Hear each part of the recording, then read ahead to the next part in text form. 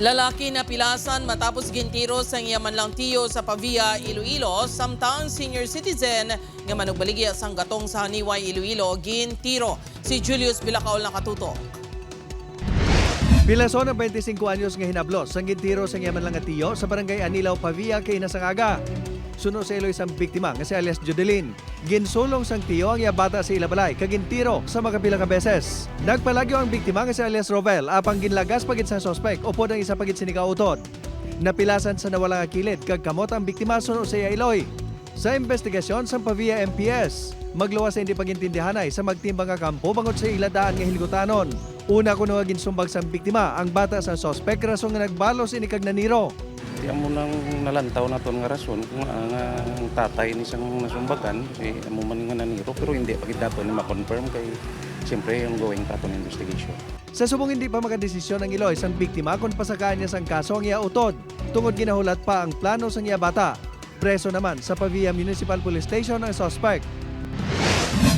Nagangkon sang pila siya nato nga paa ang 66 anyos nga si alias Joe matapos gintiro sang customer sini sa ginabaligyan nga gatong sa barangay Hibulo, Haniway. Natabo ang insidente pasado las 2 kahapon sang kagahon. Base sa investigasyon sang Haniway MPS, nagpatugong sang 2 ka litro nga gasolina sa ila motor ang 2 ka mga suspect nga ginpahayag na kainom. Sang natugungan na, wala ang mga ini nagbayad gani naakig ang biktima. Gileon nga ginpalakat sa mga suspect ang motor gani ginlagas ang biktima.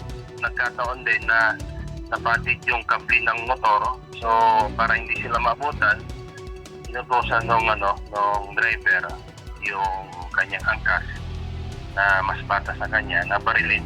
Ang gunman ang ginkilala kay alias Jan, 20 anyos. Ang driver kag Dagiyas ang pusil ang ginkilala naman kay alias Mar, 43 anyos, nga lunsay pumuluyo sa barangay Guadalupe sa mga Banwa. Sa follow-up operation sa kapulisan, nadakpan ang mga suspect. Na-recover man ang pusil nga gintiro sa biktima nga isa ka 9mm pistol nga wala sang dokumento. Ginaako man kuno sa mga ini ang ila ginhimo. Preso na ang mga suspect sa Haniway MPS kag natala na pasakaan sang reklamo nga frustrated homicide kag paglapas sa Comprehensive Firearms and Ammunition Regulation Act. Julius Bilakaol, 1 Western Visayas.